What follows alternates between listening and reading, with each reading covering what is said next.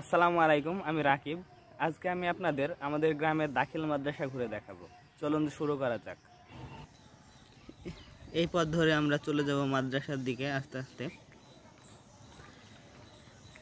এই যে বাঁশের ঝাড়, বা জায়গাটা বেশ ঠান্ডা, তো যে রোদ পড়ছে চারিদিকে, এই জায়গাটা অনেক ঠান্ডা।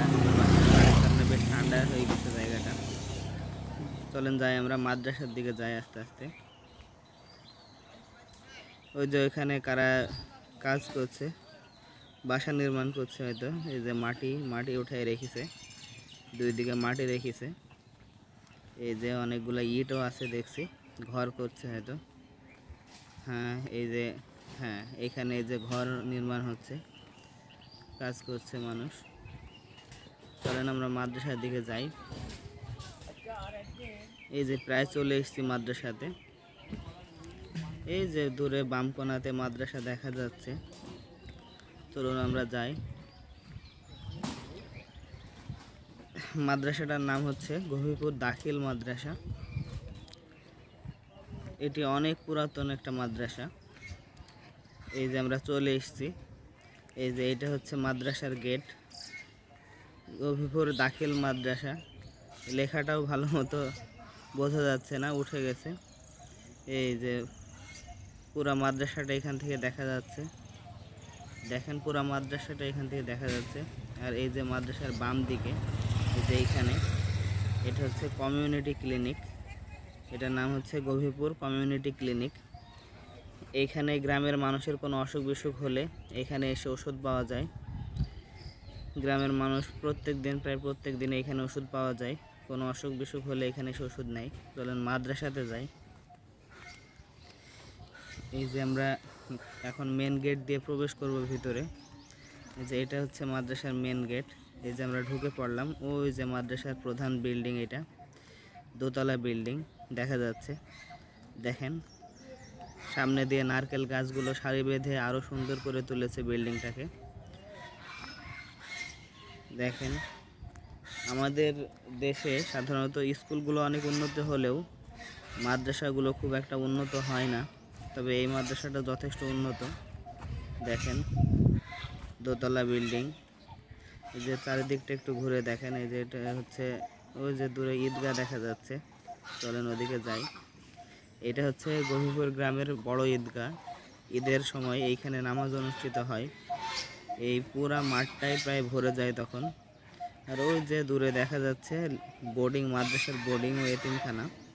ওইখানে অসহায় হোক আর মাদ্রাসায় পড়া শিক্ষার্থীরা হোক ওখানে থাকে। আর এই যে এখানে দেখেন বেশ কিছু শিক্ষার্থী দেখা যাচ্ছে। আর ওই যে এটা হচ্ছে বাম দিকে ওই কোণাতে, ওটা হচ্ছে মসজিদ, মাদ্রাসার মসজিদ। স্থানীয় মানুষজন এখানে নামাজ আদায় করে। মসজিদটা দেখেন ভালো করে। মাদ্রাসা যখন চলে তখন মাদ্রাসার ছেলেপিলে ওখানে নামাজ পড়ে, অন্য সময় স্থানীয় লোকজন নামাজ পড়ে। আরেকবার মাঠটা দেখেন ঘুরে। ওই যে ওই কোণাতে কমিউনিটি সেন্টারটা দেখা যাচ্ছে। ওই যে মাদ্রাসার গেট, আর এই যে বিল্ডিং। চলেন আমরা একটু এবার চেষ্টা করি মাদ্রাসার ভিতরে ঢোকার। চলুন দেখি আমরা মাদ্রাসার ভিতরে ঢুকতে পারি কিনা। এই যে মূল বিল্ডিংয়ের ভিতরে এবার আমরা চেষ্টা করব ভিতরে যাওয়ার। যদি ভিতরে যেতে পারি তাহলে আপনাদের আমি প্রত্যেকটা কক্ষ দেখাবো। এখানে প্রথম শ্রেণী থেকে শুরু করে দশম শ্রেণী পর্যন্ত দাখিল পরীক্ষা, যেটাকে বলে অন্যান্য আমাদের জেনারেল ভাষায় ম্যাট্রিক আর মাদ্রাসার ভাষায় দাখিল, এই দাখিল পাস করা হয় এখান থেকে। চলুন আমরা ভিতরে যাওয়ার চেষ্টা করি। দরজা তো বন্ধ, এই যে তালা ঝোলানো। যাই হোক, আমি বাইরে থেকে যে সিঁড়ি, এটা দিয়ে দোতলায় ওঠা হয়। এখানে বাইরে গেটে তালা মারা, এই জন্য আমি আপনাদেরকে ভিতরে ঢোকাতে পারলাম না। এই যে তালা মারা, না হলে আপনাদেরকে ভিতরটা সবগুলো কক্ষ আমি দেখাতাম। যাই হোক, তাহলে আমি এইখান থেকে পুরো মাদ্রাসাটা একবার আপনাদের দেখাচ্ছি। ওই যে ওটা হচ্ছে লিল্লাহে বোর্ডিং বা এতিমখানাটা, এটা এতিমখানা। ওই যে ওটা ঈদগাহ, ঈদগাহর ওই পাশে দেখা যাচ্ছে মসজিদ।